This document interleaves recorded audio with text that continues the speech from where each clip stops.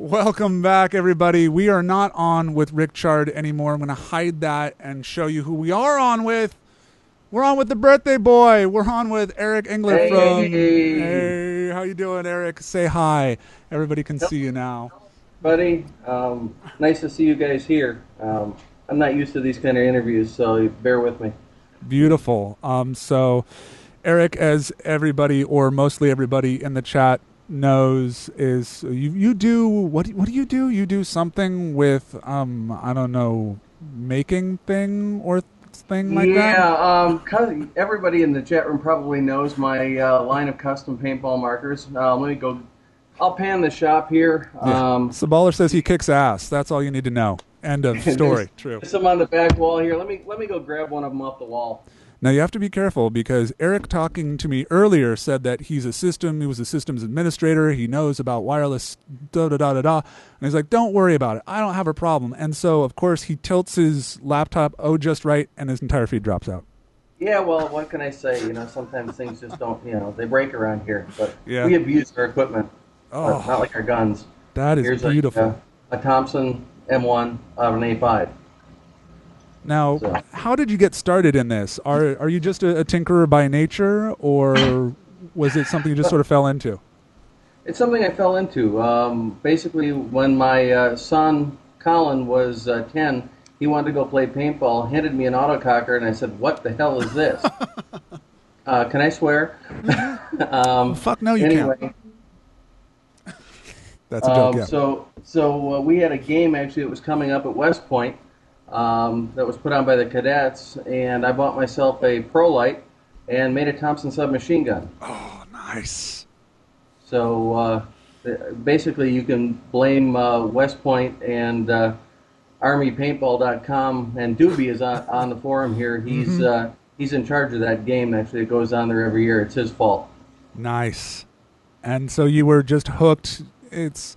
I was the same sort of way with Scenario. I'm an actor and role player doing the old school geeky nerd stuff, and I just took for granted that's what everybody did. I showed up in a big chemical suit with all this stuff and props and characters and everything, and I walked up and everyone looked like I was a freak. And I was like, oh, you mean you don't get this into stuff like I do?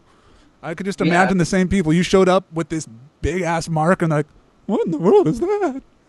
Yeah, nobody knew what it was, and I found in a hurry that it gave me an advantage over all the speedball guys because they thought it was real and they'd hesitate. You come around a bunker or with a Thompson or an AK, it's amazing the advantage you get. You get the piss in your pants advantage, that moment of... Too late. Am I shooting yellow paint? I don't know. Is that splatter? Does that count? Mm-hmm. So it's a lot of fun, and that's how I got started, and I've been doing it ever since. Actually, I played my first paintball game in 1983 with an L-splat marker, so been around for a while. That is beautiful. So how did that transition into you building your own custom markers for others? Is it just people sort of looked at you and went, I want that? Word of mouth. I mean, basically people wanted to...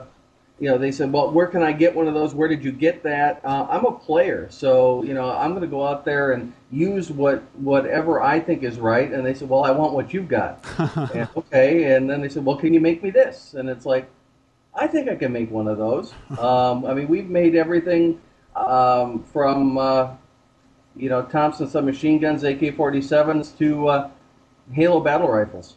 So, in fact, let me go grab that off the wall and show it to everybody. This is a one-of-a-kind marker. Yeah, everybody was asking for that already. Yeah. I don't have the chat up anymore. I'll stand here and show you guys this. That is beautiful. This is a one-of-a-kind weld-up out of a whole bunch of aluminum sailboat masts welded together and then painted, blended, and put together on a Titman 98. So this is it's a lot of fun. I hope to have a mass production model of this out by the end of this year. Oh my God. I felt badass when I took like an old school, like some laser tag gun and just sort of took my Dremel and just Dremeled the F out of it and sort of cobbled it together and taped it. And I was like, yeah, this looks Hey, badass. I put so much time and effort. Look at all these scars and everything. But dude, I I think that's bow. great, though. I mean, I'm on all the forums, like A5 and X7 Owners Group and the Tipman forums, and when I see somebody do that and make a creation, it makes me feel great, and that guys are actually out doing that because that doesn't happen a lot anymore. That's beautiful. Someone wanted to know what is the most expensive Engler that's out there right now. Right now, probably our M2 HMG 50 cal machine gun. Mm. We've got one of those. We've got a MG42. That's about the same price. I think that one's 1,800. So those are the expensive ones because they're all made with real gun parts, and real gun parts cost money. So, I'm not in this business to make a kill, and like I said, I'm a player, and I try to help everybody out. So all I have to do is keep my lights on with my little bit of overhead here in the shop. and are you on just every government list known to man, I or? try. I do try. It's hard to compete with the big shops and the big boys out there on government lists. We do. I did a lot of work again for West Point. Did some marker refurbs for them. I've got stuff out at Fort Bliss for infantry training, and the School of Combat Medicine down at Fort Campbell, Kentucky, is training with all my stuff. So that Wow. helps.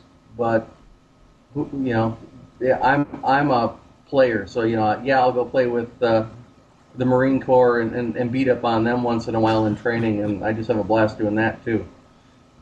That's beautiful. I mean, that's the way to do it. Is you do what you love, and it doesn't matter how much money you're making, just as long as you got enough to get by, right? Yeah, that's all. It's the people. It's the sport in general, and this is what I do.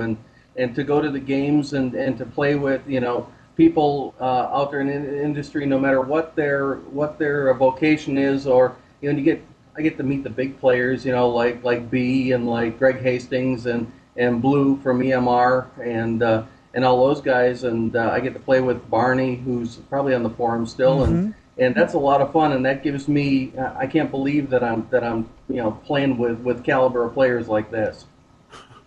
Uh, Daniel Alec wants to know if Eric couldn't make it to your place for the interview. Do you still send him cookies? Oh no, David Justin from the WTL. Word has gotten out about my pastry chef wife and her amazing cookies. So yes, I'll send you cookies, Eric. If you're into cookies, she makes some, and I'm not talking like that's not code for Okay. nothing or The something else. But cookies, yeah, cookies is right here. Unfortunately, I'm trying to get ready for Oklahoma D-Day and the West Point game, and cookies isn't going to help that.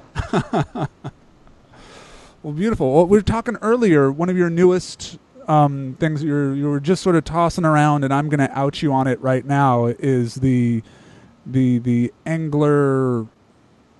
Damn, I forgot it. And you forgot it earlier. The name that you came out for it.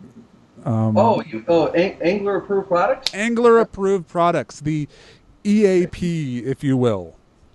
What I want to do with this is offer things on my website, not only products but fields, even teams, players, games that are out there that I approve of. I mean, as a player, as someone who's been in the industry for a while, that I know that the player, say it's an upgrade for their marker, or I hate that word. It's an upgrade for their gun. Sorry, I'm not politically correct. It's so they can upgrade their gun, and they know it's not going to break next week, and that's my big thing, is that I want them to have something that they're not going to go and want to return. I try not to have any returns. None of my custom guns have ever been returned, which Wow. in 6 years I think is an awesome thing to say about our company. That's But beautiful. I want to take that and apply it to other things in the industry to help the players, to give them a guide to what I use, but to what else goes on.